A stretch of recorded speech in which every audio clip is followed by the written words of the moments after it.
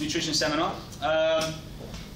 If you're not familiar with any of us, I think we recognise everyone in the room, but James, Ben, Katie, I'm pretty glad we've been able to get a second one on. It could have been one of those things where we only did one and never did another one again, but we would, as we said before, like to do one around every 6 weeks, just to try and change the information up a little bit, go over what we spoke about in the first, or the previous sort of seminar. As always, the slides today will be available that you can contact Joe or Elaine, so any of the information you might have missed or want to go over again, if you just give them an email, they'll be able to send you through the slides from today, the same with the first seminar. So, today, we're going to go over, we're going to recap briefly, sorry, can everyone see? I'm on the way a little bit here. We're going to go over what we spoke about on the first seminar very briefly, the key points. Then we're going to go over a little bit on supplements, what they are, or why the ones we're talking about today are perhaps suggested to help with health more than anything, but only a couple, not too in-depth. Then we're going to go through sleep. We're going to go through how much you should be getting, ways to improve potentially, and finally we're going to go through cholesterol to finish the whats, the whys, and a little bit more information on that. So, again, we're just, the information that we give to you guys is just based on what we use with our clients. It's not, but we're not saying this is the only way to do it. We're just saying this is the way that we've got the results we have. Okay, so please don't think that we're preaching and just saying you have to do it this way. So going into the first thing, who was here on the last one in the first seminar? Okay, so guys that put your hands up. What can you remember? Anything? What did we talk about before? Sorry? Breakfasts, yeah, so what is best? And yeah, well. So what specifically did you take away from breakfast? Eating pressure. Breakfast was fine. Yeah. Always eat breakfast. Yeah. Always eat breakfast, okay. What did we talk about? What suggested breakfast did we talk about? Meat, fish. So a protein-based breakfast as opposed to a traditional carbohydrate-based breakfast. We also spoke about water, and we spoke a little bit about sort of recovery from boot camp. So we go through those points one by one. So first of all, we spoke about trying to remove the word diet from people's thinking. Okay, it's not conducive. It creates stress just thinking about the word. It's restrictive. It implies you're only going to do something for a short period of time. If someone says to you, "Why are you on this diet?" and you say to them, "I'm not. This is the way I eat." It's not a diet, right? So that's what we're trying to remove straight away. Someone come in. Yeah. Come on in. You want to grab that? Probably my sister. Would be you. The second thing we spoke about, or the second important point to take away from last time, was to change things slowly, trying to ingrain habits rather than trying to change breakfast, lunch, dinner, water, reducing your alcohol intake, everything. Trying to focus on a couple of things, which is why we spoke about water, protein, recovery as the main things from last week. It said that you need 21 days to ingrain a habit, so that's the sort of time frame you're looking at to try and make something become easier, really. The next thing we spoke about was trying to make sure your foods come from a one ingredient source as much as possible. So if you're going to buy chicken, it should just be chicken. If you get something from a packet that's got sugars and preservatives and everything else that increases its shelf life, it's not going to be indicated. It's not going to be good for our health, okay? So yeah, again, just things like if it's nuts, try not to make it salted, try not to make it coated in caramel and chocolate and whatever else, that sort of thing. Okay, the fourth one. So again, just going through the types of foods that are indicated. So based around as much as possible red meat, game, white meat, poultry, fish, vegetables, fruits, nuts. Basically what a caveman could have picked. Now, there's an interesting video that's been circulating the Facebook and Twitter and stuff this week about an anthropologist speaking about the mechanisms and going back to Paleolithic times about how we're the main thing I took from it is that she was saying about how there's no one type of paleo diet. It's basically different regions would have had different foods accessible to them. So the main thing to focus on is trying to rotate as much as possible. One thing that she mentioned is that pretty much every food nowadays has wheat, soy and corn. Processed foods has wheat, soy and corn in. And repeatedly eating those foods is what creates a lot of inflammation and stress within the body. We're meant to rotate as much as possible. So for those of you that eat chicken, breakfast, lunch and dinner, so like I'll highlight Frankie, she used to do that a lot. But having changed her sources a lot, we've noticed that her results have improved a lot. Okay, so we're creatures of habit, we get stuck in one thing, but trying to rotate food as much as possible is a good thing to do. Another important point is a book come out in the last couple of weeks called Fitter Foods by Matt Whitmore and Keris Marshall, I think. Anyway, it's very much based around the types of foods and recipes that we're talking about here. I know personally that since I bought it, I've pretty much lived out of it. It's been really good to just help to increase the variety of the foods that you eat. So again, I don't think that's in the slides, but I'll remind anyone that wants reminding on that at the end. And finally, we spoke about workout recovery, what to have, so mainly a good whey protein shake after you train. Also perhaps some branched chain amino acids would improve your recovery and performance. But that was the main basis of what we spoke about last time. So for anyone that wasn't at the last seminar and wants some more information, again, just email Joe, get the slides, or we can go over in more detail if you email us with any question. Okay? Have you got any questions on that for those that weren't here or even those that were? Don't be scared to speak up if you... All good? Great. Okay, so... There's actually like one pyramid. How's the food pyramid? Okay, so I've got 4 supplements I'm going to talk about today. We're going to go through HCl and digestive enzymes as one. We've got fish oil, multivitamins, and then magnesium. Okay. So the first one we're going to talk about is digestive enzymes, okay, or HCl. So in a nutshell, what this is obviously when you eat any type of food, your body produces HCl or hydrochloric acid for short, and basically that would obviously break down the food, help you absorb it, and then the food goes in through your digestive tract, GI tract, and then obviously out the other end. Okay. So the first thing that people sort of realise is that with digestive enzymes, they sort of decrease over time. So there's a lot of factors that make your basically HCl weak. So the first one being age. Okay, so roughly for every year that you get older, unfortunately, your stomach acid will reduce by about 1%. Okay, so for example, by the time you're 30, you're producing 30% less stomach acid. Okay, so that obviously affects the amount of nutrients that you're going to absorb, the amount of digestion, etc. Okay. The next one would be stress from all sources, really, be it work life, relationships, and then obviously dietary stresses.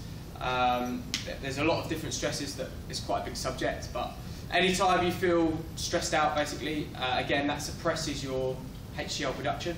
So let's say, for example, you're 30 years old, and then you've got a very stressful sales job as well, and you've got kids that keep you up all at night. Let's say that's potentially 50%. You're going to be producing 50% less, and that's 50% of everything that you eat. You're only going to absorb. So it's quite a big issue. Oxidative stress is next, and inflammation within your digestive tract. So oxidative stress is basically it's anything that's absorbed through poor foods, basically chemical additives, things like that. Again, they're all going to be things that stop your body producing adequate levels of HCl. So like I said before, it's necessary for a lot of functions, mainly the obvious ones, absorbing all your nutrients. So again, you eat all this nice organic fruit and veg, you spend a lot of money on it, you're only going to absorb 50%, for example. Again, so quality is important, but basically you need to correct this as quick as we can, and then everything starts, all your vitamin intake goes up. A big one is antioxidants. So like I mentioned before, oxidative stress suppresses your HCl production. Okay, and then really what you would do is you take antioxidants to help improve that. But because your HCl is already suppressed, you're not absorbing the antioxidants. So if you see how it's a vicious circle that goes on and just continues to get worse. All right. So again, you need to start HCl therapy as soon as possible to correct that. The obvious ones, it's used for the breakdown of protein, which obviously then helps repair and growth throughout your body.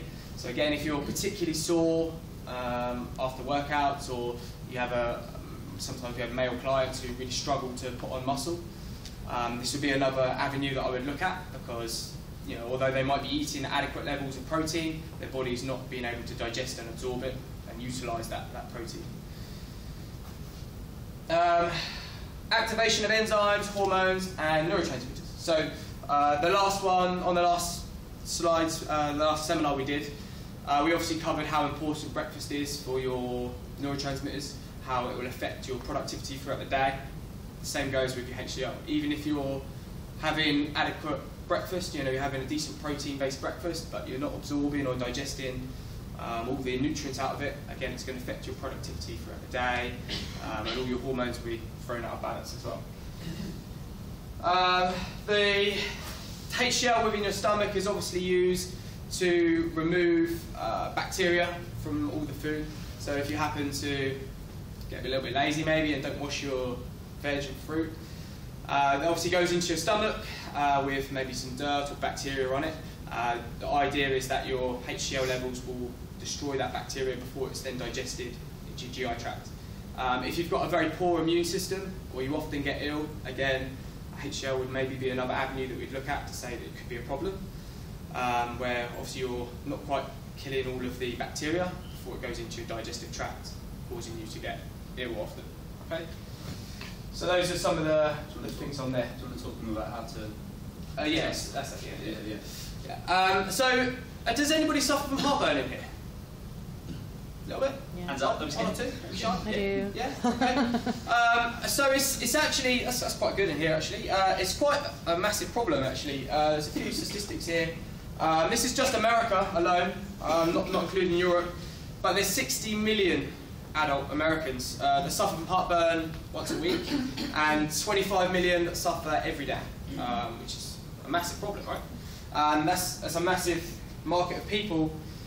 And the main cause of it usually is that because of low stomach acid levels, what happens is you eat a load of food, your stomach acid is you're limited on the amount you can produce.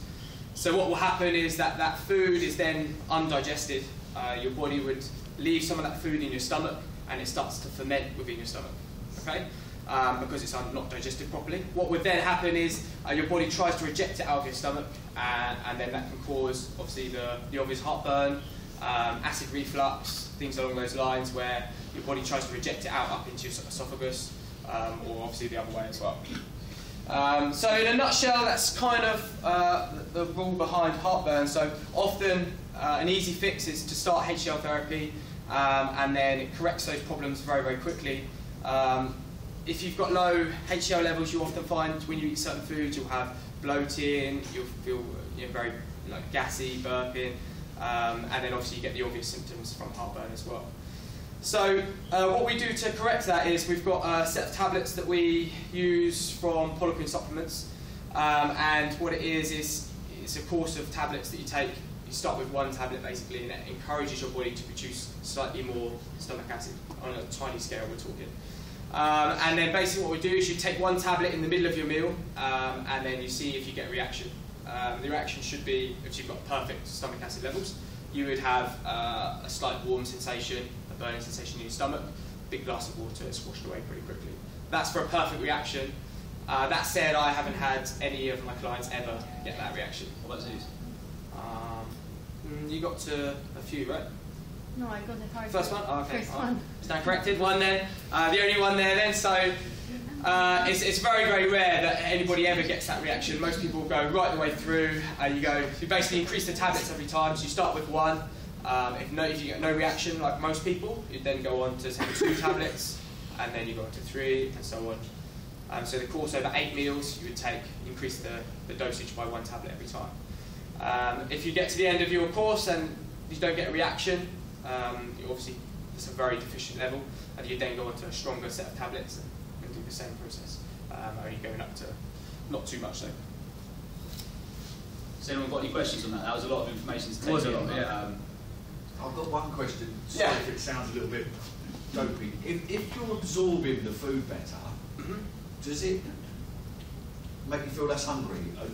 Will you need less food to stop feeling hungry because you're absorbing more of it? Is that? Well, the idea being that maybe slightly yes. You'll probably find that through absorbing nutrients better, everything starts to improve. So obviously you'll put on more muscle, you'll sleep better as you're absorbing more nutrients. You'll feel like you've got more energy, so you can train harder, etc. So you'll find that your activity usually increases. You'll start to put on more muscle, which then in itself causes you to eat more to maintain that. So not necessarily. I would say you're eating the same amount as before, you're just absorbing more of it. Your performance just increases on the same amount of food that you're eating, by just, that's all. It won't necessarily mean that you don't get more calories in. The calories that you are taking in, you use better towards what they're supposed to be for, essentially. Anything else there? So if you've taken the course of those tablets once, should you take them? Should you sort of check it regularly? So, I know once every 6 months. So it's something that you would be on almost indefinitely until you work your way off them. So let's just say you get to. If you've done the first test and you know I did it and I got up to I think about 2 or 3. Yeah. But that was a year ago. Should I do it again to make sure that my body is still working as it should? Yeah, I definitely would. So what you would do generally is you'd on the first set of tablets you take 1, 2, and then say you get to 3 over 3 meals, and you get a burning sensation. Then what you would do is you then go down to 2, and you'd continually take 2 until you get a burn, and then you go down to 1, continue to take 1 until you get a burn, and then eventually you wean yourself to your none, and then your enzymes would be working. Yeah, that's what I mean. As I did it a year ago, should Yeah, I do it yeah, again? definitely. Yeah, with something. Perhaps if you got a reaction off straight off a tester, you're in a very small minority. So that means that's good. That's good news. But maybe 18 months apart, just to test more than anything. But it can take, from what we understand, anywhere up to 8 years, depending on who you are, to correct your levels. So it can be sometimes a long process, and you just got to get into the habit again of taking them with your meals to help. But it's a long process. But if you don't take it, potentially your symptoms will get worse over time. So it's something to think about. If you think about, you're spending lots of money on organic fruit and veg and nice farm shop meats and expensive supplements, but you're not looking to try and correct your HDL levels. Like we said before, let's say hypothetically you're absorbing only 50%, you've thrown a lot of money down the drain. It's basically the way it works. Makes sense? Yeah. Okay, good. Okay, the next one we've got is omega-3 fish oils. Does anybody take these at the moment? Hands up? Yeah? Why? Say it again. It's not cod liver oil. We'll cover that in a second. We'll cover that in a second. So, Howard, why did you take omega-3s? Any idea? No, not really. That's nice. Because I told you to. That's cool. Yeah, he told us. That's no good. Yeah. Okay, that's fair. Frankie? Because I have a bad knee, helps with my knee, and for fat loss. Perfect. Yes, thank you. Okay, right. So, in a nutshell, what we're talking about here is omega-3 fish oils. We're not talking about cod liver oil. We're not talking about omega 6s or 9s. Okay, we get too much of that in our diet already. The ratios are quite messed up. So we're looking at just omega 3s. Okay, so if you go out and do go and buy some, make sure it's just omega 3 we're looking for. Okay. Okay, moving on then. So omega 3 is one of the most beneficial supplements you can take. I would advise a lot of people to go on this. It's an amazing supplement, really. We'll talk about a lot of the things that it covers now. Obviously, the first one, a bit like Frankie said there, is medical and medical applications. So what we've got is it helps with your inflammation within your joints as the first one. It's got cardiovascular benefits, so for all your heart and lungs, blood, things like that. It's got a lot of your brain function comes from DHA and EPA, which are within fish oil. obviously the fat loss results as well. We'll talk about all of these. Here's one that should make you all listen and want to take this. Key point is that it turns on your fat burning genes and turns off your fat storing genes. Yeah, everyone would probably want to take that for that alone, right? Again, a very strong anti-inflammatory. It's one of the strongest natural anti-inflammatories you can take without going down a pharmaceutical route. So again, if you don't want to plug your body full of pharmaceuticals, but still suffer with joint pain in any way, omega-3 oils are really, really good for that. A few things that you need to be careful of when you're looking for fish oil. We'll talk about all the supplements in a minute, but generally you get what you pay for within the supplement industry as a whole. A few things that key points that you're looking for with omega-3 oils is that because our seafood is generally their diet, it tends to be very high in heavy metals.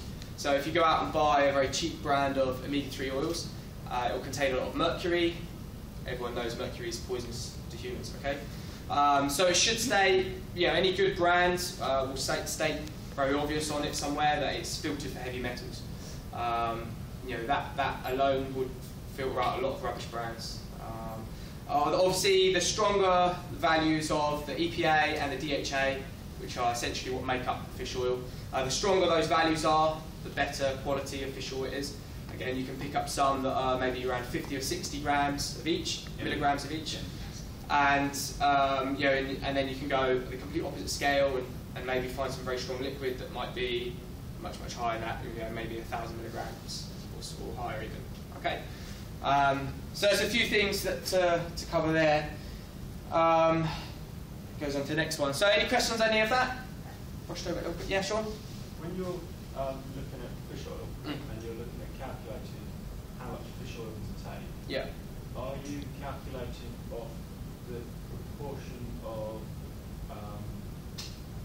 the DHA in it, or the actual volume of the fish oil? So say, for example, you take 5 grams of fish oil by volume. Do you calculate it against 850 milligrams of DHA and 500 milligrams of DHA as a proportion of that, or do you take the whole 5 grams? What do you use as your calculation?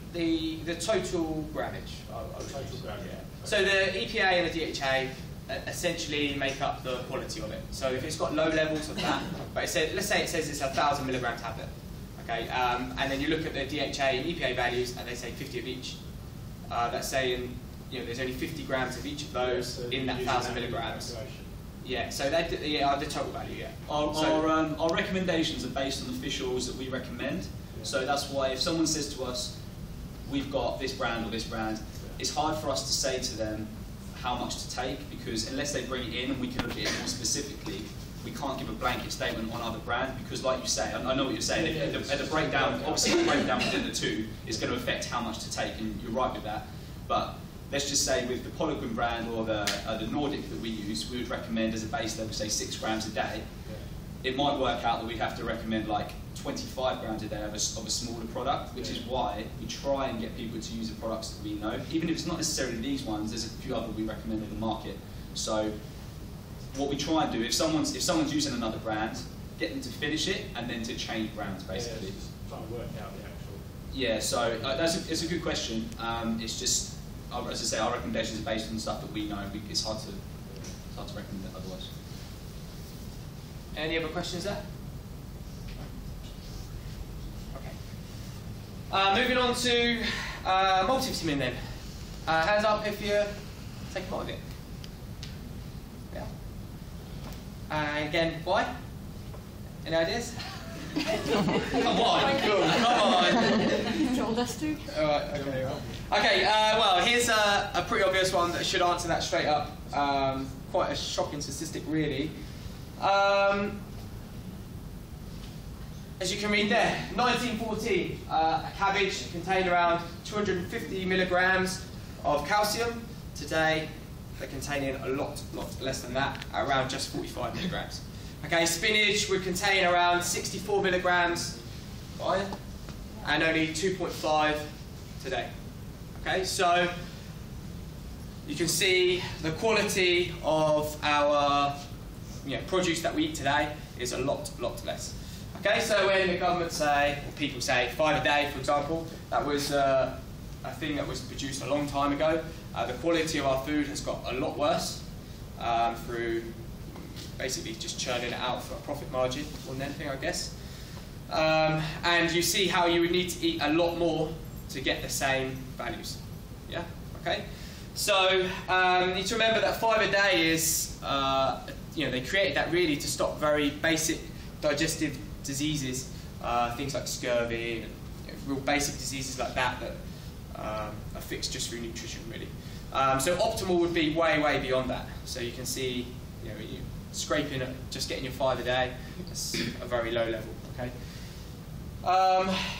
Again, like I said before, you get what you pay for. If you imagine you go into wherever you pick your tablets up, fish oil, multivitamins, let's say a supermarket, hypothetically. You walk in there, there's probably 15 different brands, right? All selling the same thing. And the companies really are interested in profit more than anything. So again, how do people decide what one to take? Again, generally the more expensive they are, the better quality they're going to be. Let's say that you're you're a company trying to sell a multivitamin, and it's obviously quite a competitive market. Unfortunately, most buyers are relatively uneducated when it comes to supplements, and you walk in there and you're going to look at 2 things mainly. First one is price. Okay, what price range am I going to buy, and then how often you need to take that tablet. So you're going to walk in there and say, oh, this one I've only got to take once a day and it's £5, or this one's 20 quid and I've got to take 3 a day. Most people are going to pick the lesser one, right? Yeah, fair. So if you're a company who then breaks into this market and says, yeah, okay, I'm going to create a multivitamin, and the market's so huge already, and people are walking in and picking up the cheapest brand, and you create an expensive one that doesn't sell because people don't really know what they're looking for. Again, so like we said, it's really important that the better the quality is, it's worth paying that little bit extra for. Cheaper brands generally tend to pack out their tablets with less, they obviously use less nutrients, and they use more chemical fillers to make the tablets the same size and the same, and basically they just fill them out with rubbish. And then the actual quality of that tablet is very poor. Obviously, it's not going to be digested with all those chemical fillers. It's not digested or broken down into your body very well at all. And then the actual quality of those nutrients is very poor as well. So they die very quickly and don't really have a chance to be absorbed very well within your digestional GI tract. Go through magnesium with sleep. Go on to the sleep slide, because otherwise we're going to overrun a bit. Yeah, I think we're going to overrun a bit. Next we'll cover magnesium and then sleep blended with that. So we'll go straight on to sleep, and then we'll cover magnesium in it as well. Okay, so is anybody got questions on multivitamin before we move on to there? It's a lot of information, like what we're saying, and we're trying to make it as simple as possible. So it might be a case of, as I say, rereading the slides at a later date, or asking questions, in boot camps or by email or whatever you like. It's, as I say, there is quite a lot of information coming in, so don't feel overwhelmed. Please ask if you have questions. Okay, the first page here we'll whiz through pretty quickly. It's just a lot of facts on sleep, really, and how important it is. A lot of people don't really realise. It's one of the most underrated healing processes that you can have for your body, and a lot of studies show that it's as pivotal as diet and exercise for improving health and performance. Again, a couple of studies from National Sleep Foundation up there. Again, this is just America, but 15% of adults are getting less than 6 hours weekdays, and then your cortisol levels, which is your stress hormone, is elevated quite a bit on those. And just a lot of studies show that just 1 hour of sleep over over a period of time, or just even in one night, makes quite erratic changes in your blood pressure and heart rate. And yeah, that's just 1 hour. Does anybody know roughly how many hours of sleep you should be getting? A lot. You say 3? 8. Sorry. Yeah, 3. Yeah, eight is a good marker. It's between 7 and 8 is very good. So if you're getting around 6, it's what if you're getting more? At least 10. It's usually not too much of a problem unless it's excessively poor. But generally what I would say is the quality of that sleep, if you need more than that, then it's usually the quality of that sleep is not great. So if you have very broken sleep, or you're getting up and go to the toilet all the time, or tossing and turning, again, that's why we'll go into it, but magnesium will really, really help with that. If anybody has problems, does anybody have problems sleeping? Sometimes. Yeah. Magnesium is one of the best supplements you can take for that. People take magnesium now? How does it affect your sleep patterns? Sleep better and less. Yeah? Sleep a lot better. So basically what magnesium will do is it helps calm your nervous system. As you can see, obviously cortisol levels increase as you sleep poorly. Magnesium will help bring those cortisol levels back down, so they help you wind down during the evening, and they help basically calm your nervous system, and the calmer that is, the less tossing and turning and erratic sleep patterns you're going to have. Okay, so generally, so what? If people are getting 6 hours of sleep, most people, maybe that's normal to you guys. So what? There's a few things here that are shown, actually how bad it is. There's obviously increased inflammation within the body. Again, if we go back to things like your HDL levels, that's going to be affected by poor sleep levels. All your joints are going to be inflamed. Your digestive system is going to be inflamed, so on. It directly impairs immune function. Okay, so if you sleep poorly, you're more likely to get ill all the time. Okay, you've got obviously you produce a lot of growth hormone when you sleep. It's time that your body uses to recover. So if you don't recover very well after training, if you're struggling to, again, if you're trying to put on muscle or strength and you're struggling with those things, sleep is another thing you could look at, where your body's just not getting enough sleep time in there.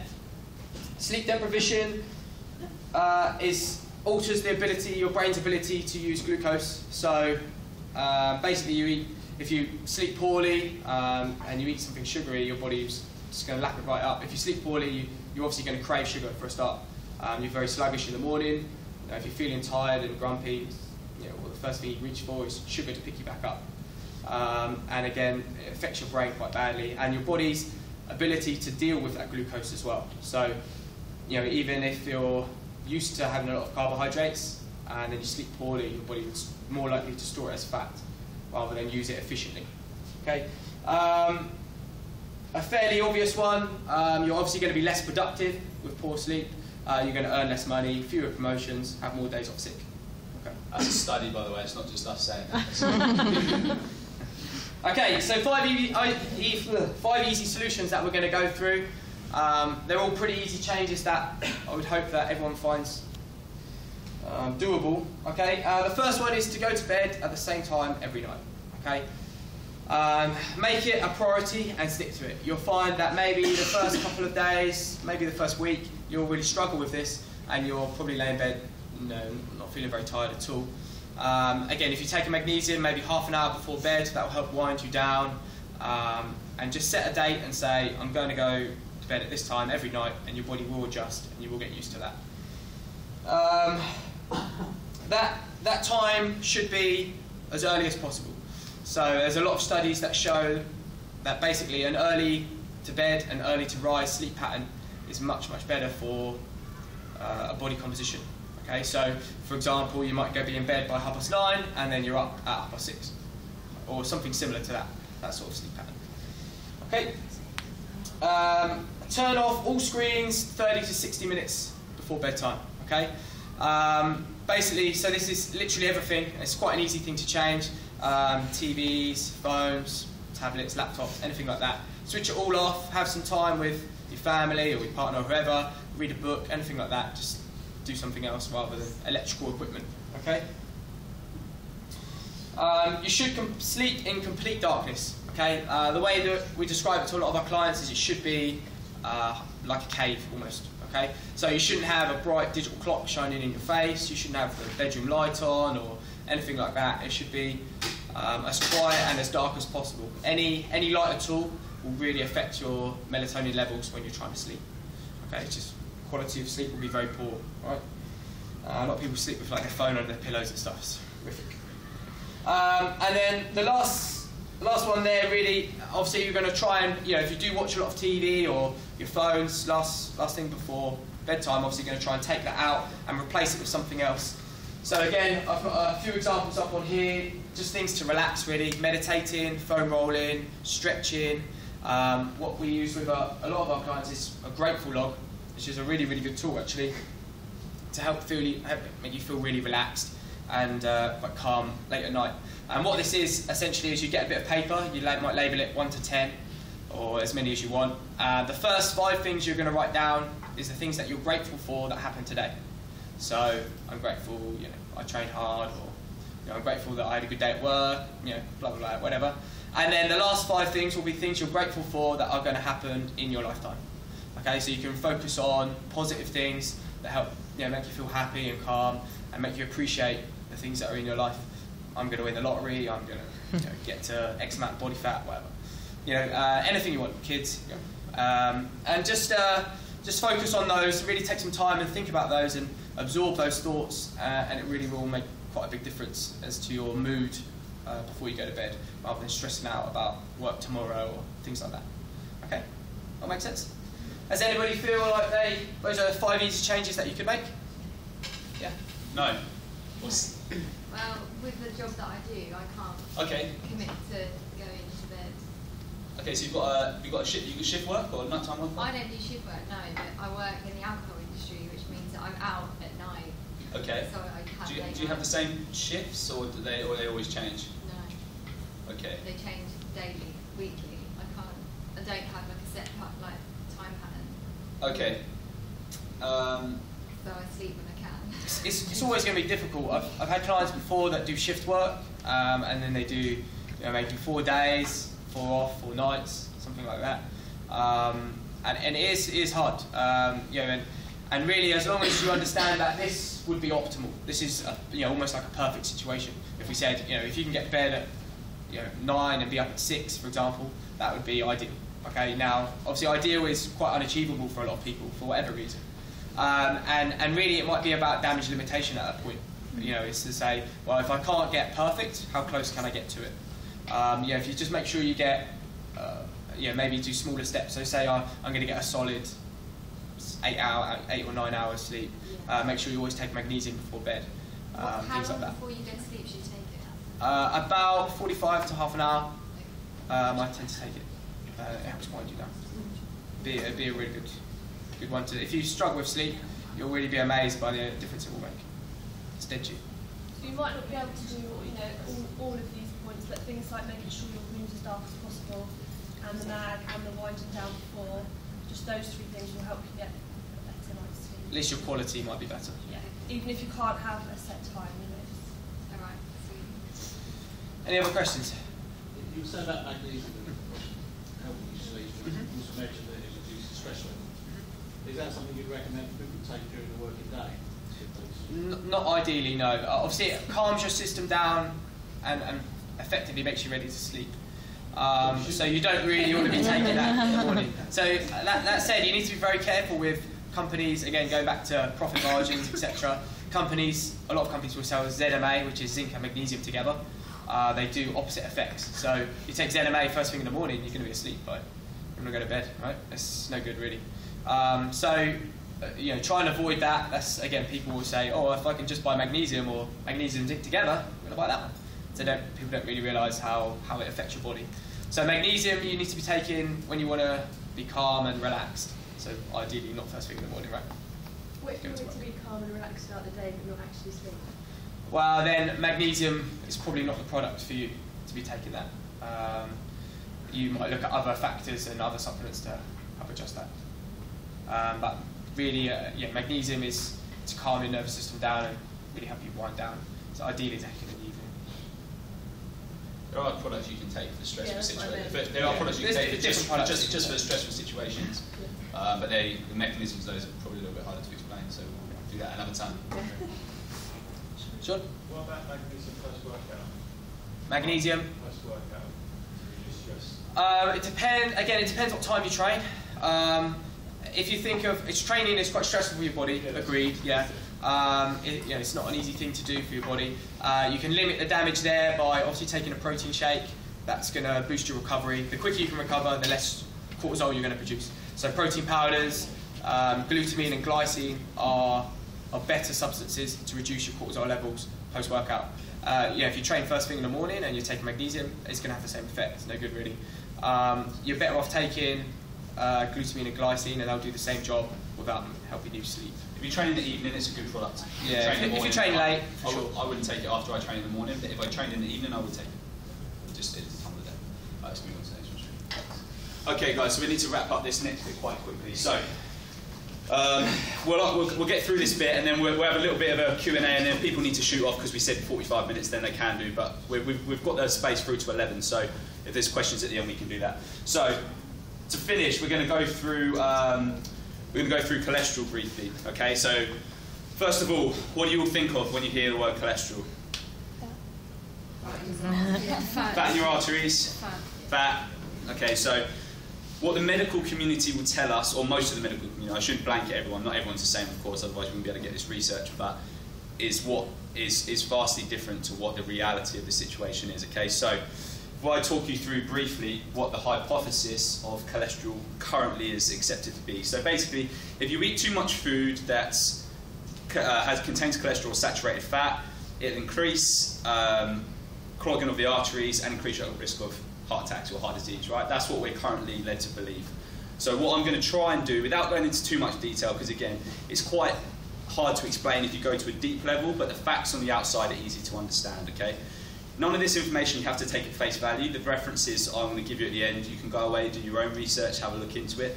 But this is what we use and the approach we take with clients. Okay, so first off, why the confusion? Okay, sorry, let me go this way a little bit. Can everyone see that? Can everyone see it if I stand there? Am I right in the way? No, sorry, you're right. I definitely can't squat. Okay, so why the confusion? So the first thing, misinformation, okay, from a couple of different people. So looking at pharmaceutical companies, low-fat industry, they're two people that are trying to make money out of the whole cholesterol debacle. The corporate greed, again, like I just mentioned, the low-fat industry and pharmaceutical companies, I'll go into that in a minute. Questionable scientific studies, okay, this is the main one, this is where it all came from. Back in World War II, our consumption of tropical oils like butter and coconut oil was limited. So the government had to find something to change that, or to give us instead. So they started producing vegetable oils, that's where they started on. And what they did is they did studies on vegetable oils versus refined coconut oil. Okay, so refined is trans fat, that's something that's been man-made, something that's not natural and been changed out of its normal state, okay? And what they found out of that is the vegetable oils were better for you than the coconut oil, which is true. However, that's not to say that it was the best option, okay? So that was where it came from originally, and how the concept of eating saturated fat started to create problems. Deceptive marketing again, I mean, I'm sure all of you have seen adverts for multiple types of margarine, for example, on TV.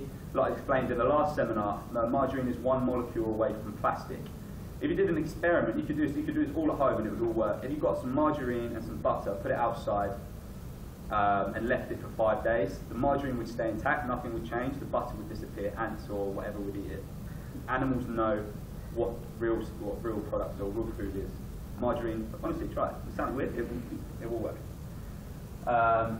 So that's the start at the moment. So studies, as I said, have never really existed to prove the correlation between high cholesterol and heart disease, which is what I'm trying to get at. The difference between the two is vast, okay? Heart disease is something we're all trying to prevent, and that is what I'm going to go into. But what I'm trying to let you know is that high cholesterol levels or cholesterol levels may not be linked very highly at all to heart disease, okay? So